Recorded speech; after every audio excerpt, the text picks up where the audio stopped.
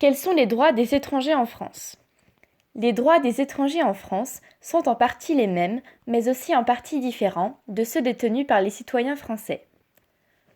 Un étranger se définit généralement comme une personne ne possédant pas la nationalité française. Tout d'abord, les étrangers n'ont pas le droit politique, contrairement aux Français et aux ressortissants des pays de l'Union européenne qui possèdent le droit de vote et d'éligibilité aux élections. Une grande partie des emplois, dits de souveraineté, leur sont interdits, sauf s'ils sont ressortissants de l'Union européenne. Les étrangers ne peuvent donc pas devenir fonctionnaires titulaires. Par exemple, M. X veut devenir magistrat, mais il ne pourra pas l'être sans la naturalisation française. De plus, les étrangers ne peuvent entrer et séjourner en France sans visa ou titre de séjour. C'est l'ordonnance du 2 novembre 1945, dans l'article R 232-2, qui réglemente les entrées et séjours des étrangers.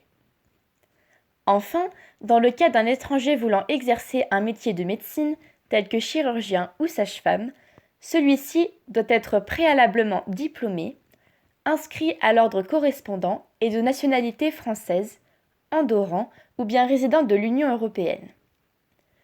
C'est grâce à des accords internationaux qu'un ressortissant d'un pays signataire peut exercer un métier en France. C'est notamment le cas du Canada qui a passé un accord avec le gouvernement français le 14 mars 2013 à Ottawa, permettant aux jeunes professionnels étrangers de travailler en France.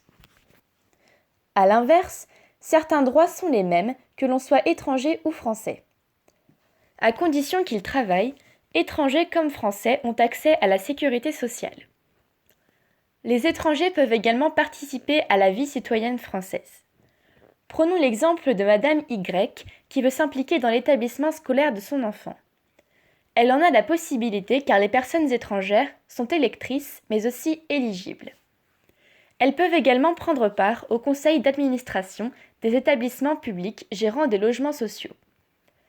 Enfin, les citoyens français et les étrangers ont en commun le droit à la justice. Ils ont par exemple le droit de porter plainte ou d'être partie dans un procès, qu'il soit pénal ou civil. Il y a aussi le droit à l'aide juridictionnelle garantie par la loi du 10 juillet 1991.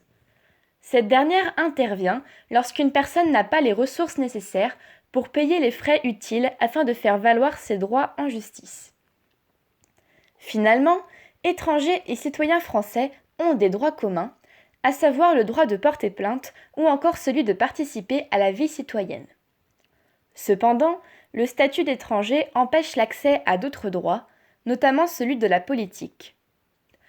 On voit donc bien que l'intégration d'un étranger en France a ses limites. Certains sont privilégiés par rapport à d'autres lors d'une demande de visa en fonction de leur pays d'origine, créant encore des inégalités.